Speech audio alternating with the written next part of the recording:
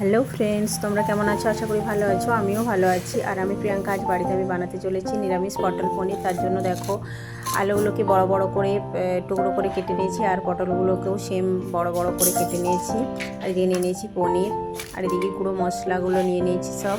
এই মশলাগুলোকে আমি বাটির মধ্যে একটা স্মুথ পেস্ট বানাবো, তার জন্য নিয়ে নিচ্ছি দেখো 1 চা চামচের মতো জিরে গুঁড়ো, আর তার সাথে নিয়ে নিচ্ছি 1 চা চামচের মতো ধনে গুঁড়ো, আর নিয়ে নিচ্ছি হলুদ গুঁড়ো 2 চা চামচের মতো,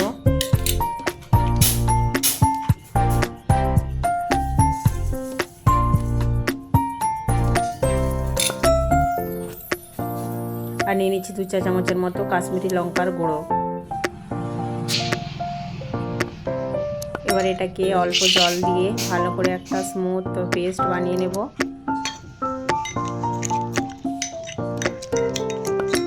দেখতে পাচ্ছ, এটা একটা গুঁড়ো মশলার পেস্ট বানিয়ে নিলাম।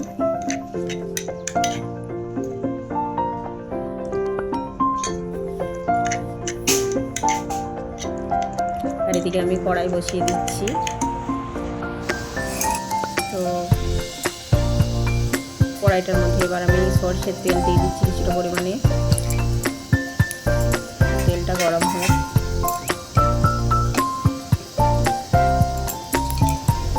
তো তেল গরম হয়ে গেছে, দেখতেই পাচ্ছ। এর মধ্যে আমি কিছুটা নুন আর কিছুটা হলুদ তেলের মধ্যে দিয়ে দিলাম। এবার এই তেলে বড় করে টুকরো করে কেটে রাখা আলুগুলোকে আমি ভেজে নিচ্ছি।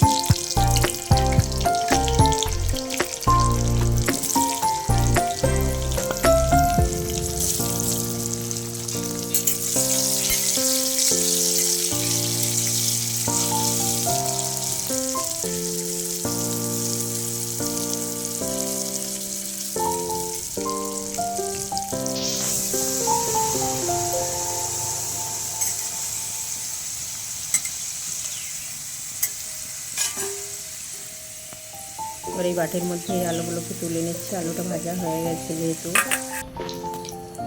তো আলুগুলো দেখো বাটির মধ্যে তুলে নিয়েছি। এবার এই তেলের মধ্যে আমি ভেজে নেবো ওই পটলের টুকরোগুলোকে। এই তেলের মধ্যে আমি পটলগুলো দিয়ে দিলাম।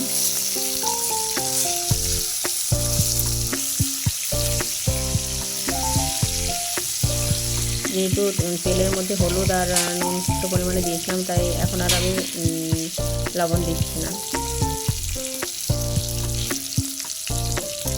পটলগুলোকে ভালো করে ভেজে নিচ্ছি।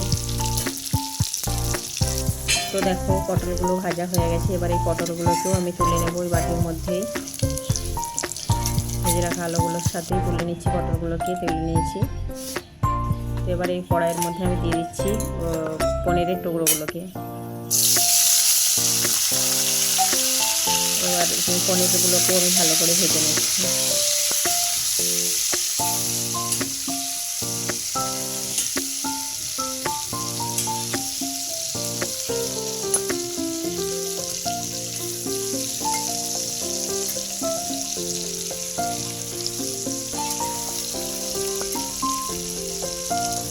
তো দেখো, পনিরগুলো আমার ভাজা হয়ে গেছে।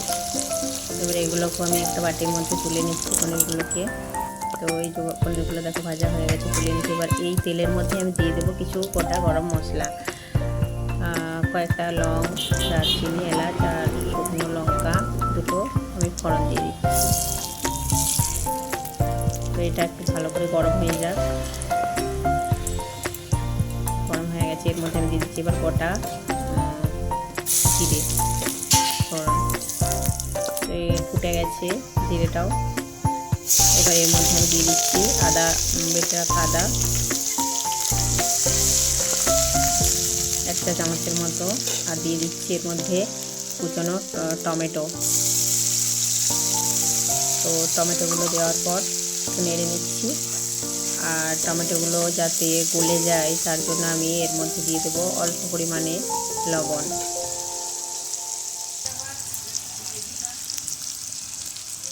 তো লবণ দিয়ে দিলাম।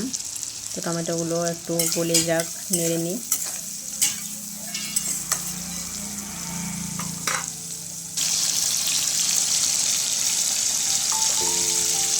তো টমেটোটা গলে গেছে। এবার আমি দিয়ে দিলাম ওই পেস্টটা, যেটা আমি গুঁড়ো মশলার পেস্টটা বানিয়ে রেখেছিলাম, সেটা দিয়ে একটু ভালো করে কষিয়ে নিচ্ছি। দেখো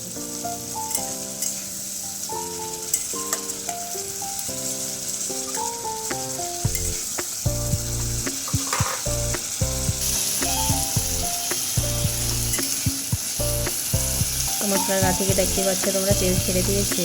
এবার আমি এর মধ্যে দিয়ে দিচ্ছি ভেজে রাখা আলু পটলগুলোকে, আলু পটলের টুকরোগুলোকে দিয়ে এরপর এটাকে আমি ভালো করে নেড়ে নিচ্ছি। ভালো করে একটু মশলার মধ্যে দিয়ে আলু পটলগুলোকে ভালো করে কষিয়ে নিচ্ছি।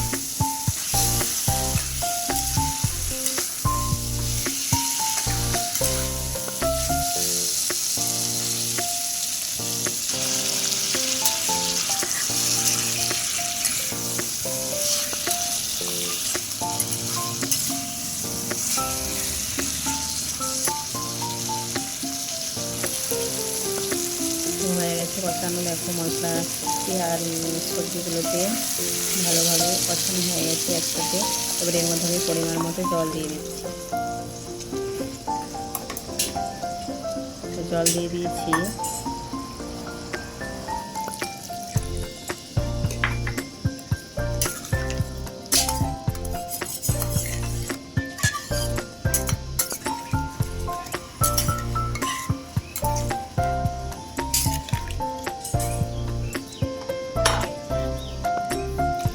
আরও একটু জল দিয়ে দিলাম।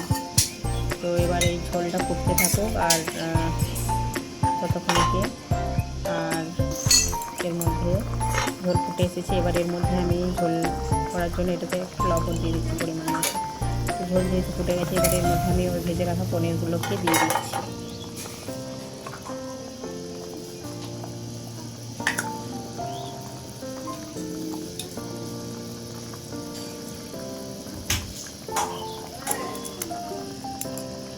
ভেজে রাখা পনিরগুলো ঝোলের মধ্যে দিয়ে দিলাম। তো এবার এটা যতক্ষণ না আলুটা সেদ্ধ হচ্ছে ততক্ষণ এটা রান্না হবে।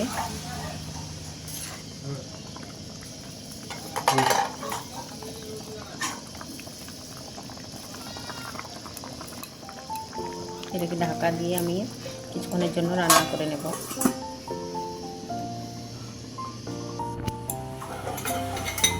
তো নিরামিষভাবে এভাবে কিন্তু বানালে এত দুর্দান্ত খেতে হয় না, মানে একটাতেই আর কিছু লাগবে না, এই দিয়েই ভাত খাওয়া যাবে। তো আমার সিদ্ধ হয়ে গেছে দেখতেই পাচ্ছ। এবার এর মধ্যে আমি মিষ্টির জন্য আলুটা আগে দেখে মিষ্টি হয়েছে কিনা। আলু আমার সিদ্ধ হয়ে গেছে। তো এবার আমি এর মধ্যে আমি মিষ্টির জন্য দিয়ে দেব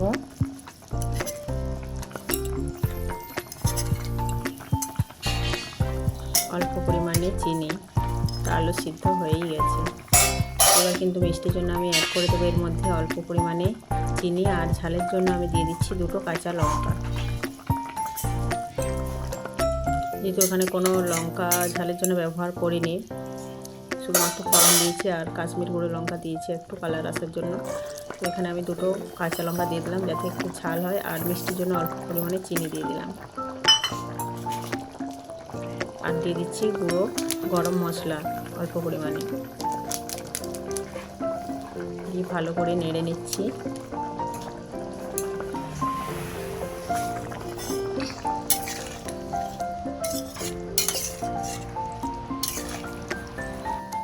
আর এরপর নামানোর সময় হয়ে গেছে। এবার এর মধ্যে আমি দিয়ে দিচ্ছি কিছুটা পরিমাণে ঘি।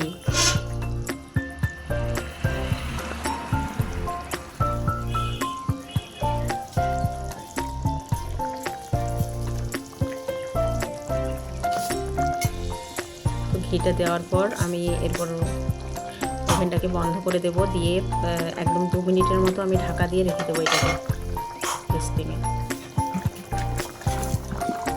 দিয়ে দিয়েছি। এবার আমি এটাকে গরমে রেখে দেব ঢাকা দিয়ে। তো 2 মিনিট পর তোমাদেরকে আমি খুলে দেখাচ্ছি। দেখো কেমন হয়েছে আমার রান্না। আর আমার রান্না যদি ভালো লাগে অবশ্যই আমার চ্যানেলটাকে সাবস্ক্রাইব করে দেবে যদি আমার চ্যানেলে নতুন হয়ে থাকো। আর লাইক করে শেয়ার করে দিয়ে পাশে থাকবে। এই দেখো কত সুন্দর হয়েছে না দেখতে, কত সুন্দর কালার এসেছে এবং একটা মাখো মাখো ভাব হয়েছে। তো এবার এটাকে আমি একটা বাটির মধ্যে ঢেলে নেবো। এই বাটিটার মধ্যে ঢেলে নিচ্ছি। দেখো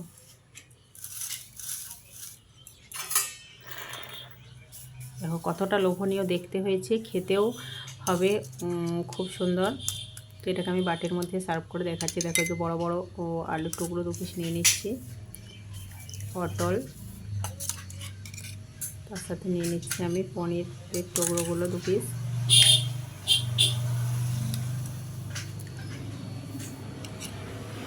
তো অবশ্যই তোমরা কমেন্টে জানাবে আমার রান্না তোমাদের কেমন লেগেছে।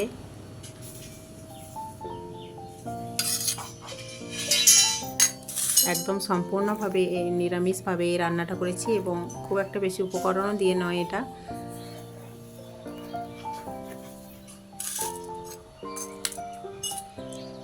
একটু যদিও বড় হয়ে গেল ভিডিওটা, আরও ছোট করতে চেয়েছিলাম। তো তোমরা প্লিজ একটু কষ্ট করে দেখে নেবে আর ভালো থাকবে, সুস্থ থাকবে। এখনকার মতো টাটা, আবার দেখা হবে নতুন কোনো ভিডিও।